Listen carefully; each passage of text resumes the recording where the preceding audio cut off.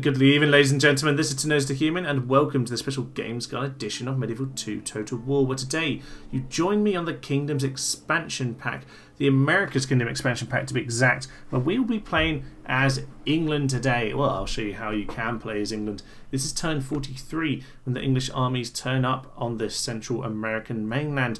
You may think that seems a little bit odd, because wasn't it all Spanish, Thomas? Well, indeed, most of it was.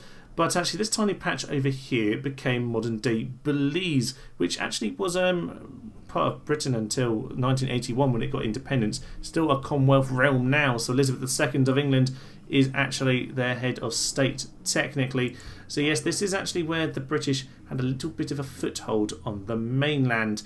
So we're going to see how you can play as them, but I don't want to simply start with this territory over here. I think if we design it so we start all the way over here, I think we've got some proper cities that we can be taking off some of the peoples of Middle America, and I think that'll make this a little bit too easy. We'll take this all out before it gets particularly strong. You notice we are at turn 43, and what I've actually done on my little test run here is I've given us the city of Yamakro up here, which is kind of about North Carolina in modern day America.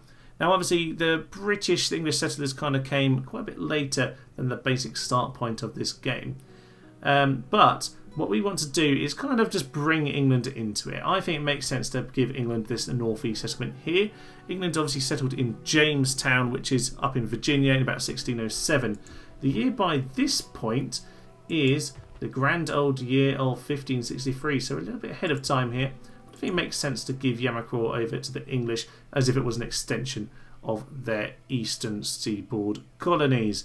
So from here you can swing down and take a few of these, as I have, but obviously you'll probably notice you get a few problems with the French and the Spanish turning up, as you might expect. This has been a very intriguing campaign to actually have a little test run of, because these cities are so small you don't even get boats by the time your reinforcements turn up.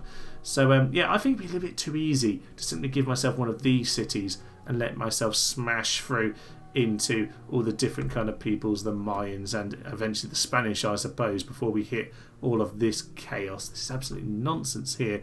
I've obviously turned off the map, so I didn't quite realise all the madness that was going on over here, but it does look intriguing. No, I think giving ourselves this settlement up in the north is a good way to begin it. It seems kind of closer to the kind of historical setting of the English up on the east coast of North America.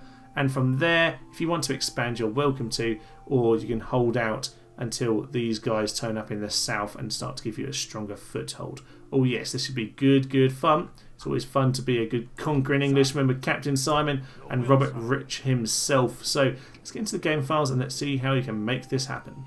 Inside Medieval 2 Total War is the mods folder here, and this is where we will find all of the America's campaign files. So inside here, if I quickly take you into data, you'll see here that I haven't actually unpacked all of the files. Now, strictly speaking today, we don't need to unpack the files. Everything we need will be inside the world folder anyway, and that is absolutely grand.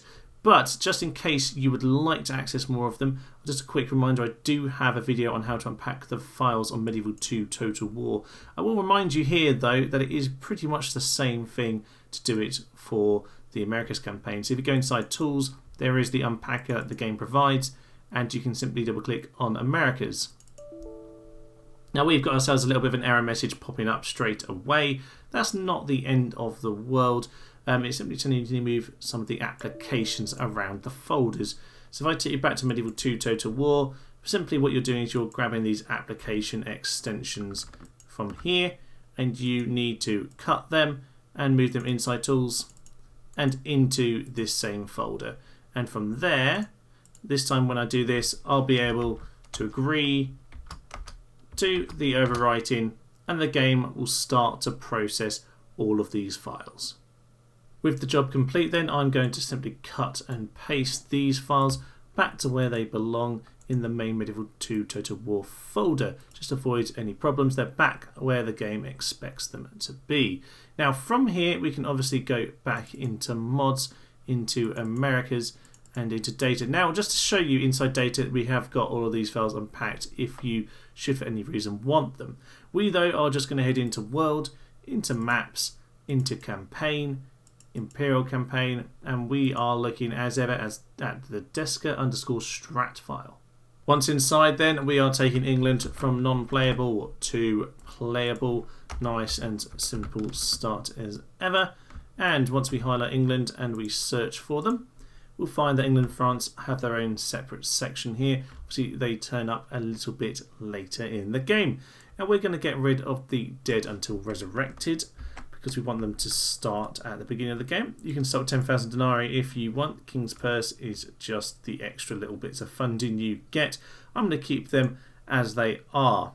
As ever, I have loaded the game as the rebels to see what this city normally has, so I can find their units and take their coordinates. So I'm going to look for 3 dog soldiers, and once I've done that, I'm looking for 3 dog soldiers, 5 native archers, followed by 2 native warriors. So it's not that group, not that group, and eventually we'll be able to find it. As I always say with this, they do tend to design this game whereby all the rebel armies are slightly different, so you can find which one's which. Looks like it's this one here. How many have we got? 5 native archers and 2 native warriors. So this is the one we're looking for. I'm just going to take the whole section out, put the space in back. 1 space will be absolutely fine. We'll swing back up to England with weird capital letters. It doesn't actually matter, of course. And underneath here, I will post this part here. So paste that in, and we've now got this. Of course, though, I want to get myself an actual faction leader, and I actually want to change up these units. So to do that, we are going to head out of this file and back into the previous folder. Inside the campaign script then, we simply want to search for England, and you will simply find the England Arrives section over here. Now you'll see the 2 armies that turn up at around turn 43 on Mosquito Coast, which is one day Belize, 1630, which is, yeah, a fair amount of way into the game. Obviously, if you want to get rid of this event, you can. I like to leave these in when I play as these kind of emergent factions. Kind of gives you an extra boost later in the game. So I am simply going to take the units here. I'm actually going to leave the general himself. We'll sort that out back in the other file in a moment. So I'm going to simply copy that, and I'm going to paste those back into our Deska_strat file. Back inside the Deska_strat then, I am going to paste this in over here. So we've got ourselves our units, our bodyguard, etc. I've just left this in for the moment because I need to have the coordinates. That's the main thing I actually want from these chaps. I tend to just drag it up as well because it reminds me to delete it from the rebels section. So what I want to do is go to Spain and just steal some of the information from their leader. It tends to be a nice way of making sure you don't make any silly mistakes. So if I go and grab myself the Spanish faction leader there, you can see he's got the leader trait up there. I'm going to head back down to England. I'm going to use this guy as a kind of template for my leader. So just above my New World Bodyguard, I'm going to paste in Diego Valquez. And I don't need to do too much here. What I really do need to do, though, number 1 is change the name. There is the name file in Deska_name inside data. But I'm simply going to name them Thomas after myself, and I know that's one of the English names. It's a bit easier when it's England because I recognise them all. And yes, I obviously need to change this bit here. So I'm going to grab those coordinates. I'm then just going to delete this section out because that is all I actually needed it for. And I'm going to paste that over these coordinates. Otherwise, we're going to appear where Spain do, and we don't really want that, do we? So we'll take that out. And we should here just be able to get this guy to do some good work for us. Now, of course, we need to get these lined up to the left as well. You can kind of decide what you want. A couple crossbowmen, a couple pikemen is not a bad position to start with. I don't think we need all those musketeers, so we'll delete a couple of those units.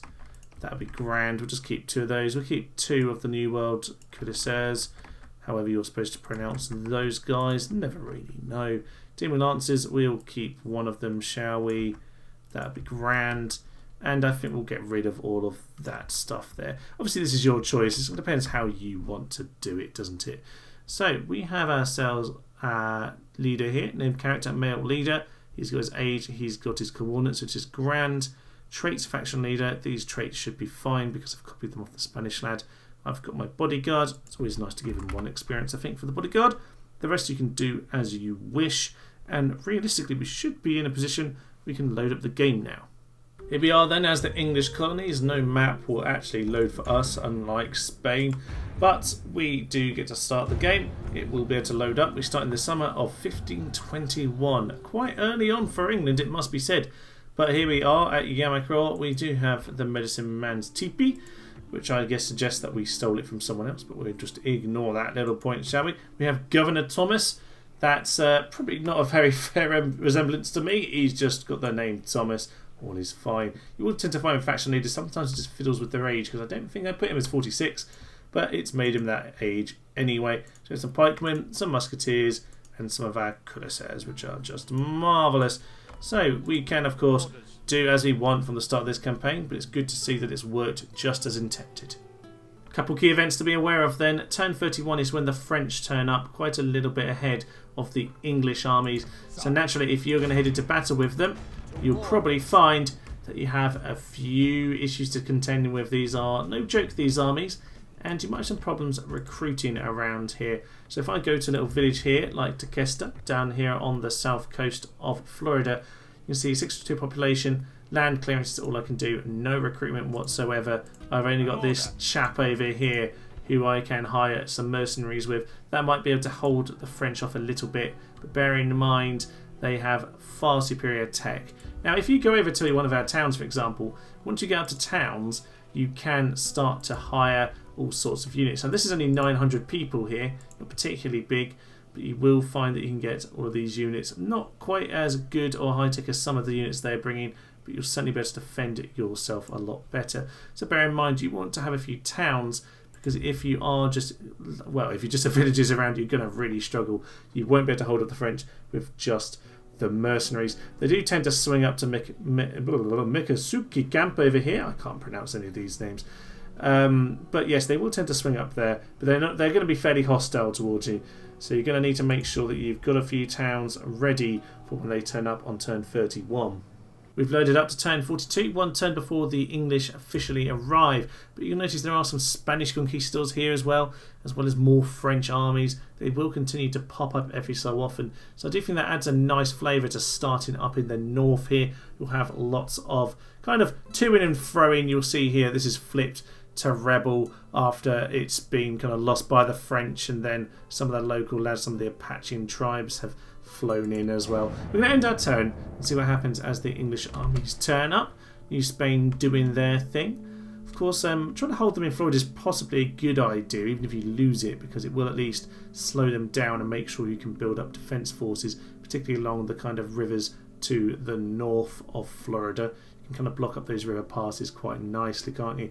So I think that's going to be a good idea. You can see foreign fleet sighted. It's actually our fleet, which is good. So down here in New Honduras, as the British would call it, is the marvellous new army with Robert Rich and Captain Simon. Not Steve, sadly, but I guess we'll take it. We go on to Togglefou and actually wait for that to work. There we go. We can see the map. And whilst I think this would be a good bit of fun to attack down along here and be able to counter the Spanish a bit, I think it makes sense to do it at this point in the game, not right at the start. I like the kind of scramble for the for North America that you get by starting up here, and I think that's fairly fitting. Of course, if you want to role play as England, kind of the 13 colonies are up this way, and Canada, of course. English really had very little control of this part of the world. It was very heavily Spanish controlled. They would take back Jamaica and various of the Caribbean islands, and obviously had this foothold here in modern day Belize. But realistically, the English, from a historical point of view, didn't do an awful lot in this part of the world. Very much the Spanish domain. But if you want to roleplay, maybe we can roleplay an alternative history for England, where they swung across, spread further west along here, and really caused the Spanish some problems in putting down all of the locals who, it must be said, are looking like they're going to put up a good fight against Spain right now. It does certainly look that way. Maybe you want to go plug over here. It's quite a good place to kind of stop. Of course, they have to stop you getting on the boats. You can go and join Admiral Jeffrey over here, and he can sail up north. Maybe you want to go take Havana, which apparently the rebels have managed to deal with. The Spanish haven't quite conquered that at the moment, but it'd be a good little place for you to grab. I would suggest Havana is a great place for you to go make a little base. But anyway, I think we'll leave it there. I think this could certainly be a very fun campaign.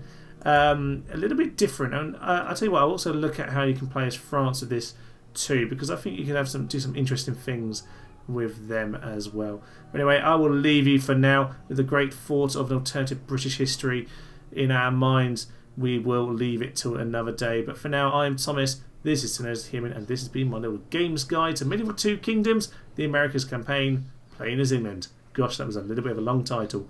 Thank you, and goodbye. Shoot the flames of death into their eyes. Oh no, we're gonna die! Coward, coward, coward, coward, coward, coward, coward, coward, coward, coward, coward. Stop, sir! You're supposed to die! Run away, run away, run away, run away, run away! Our ballistas can actually shoot our own gates. Okay, let's get on with this battle. Run away.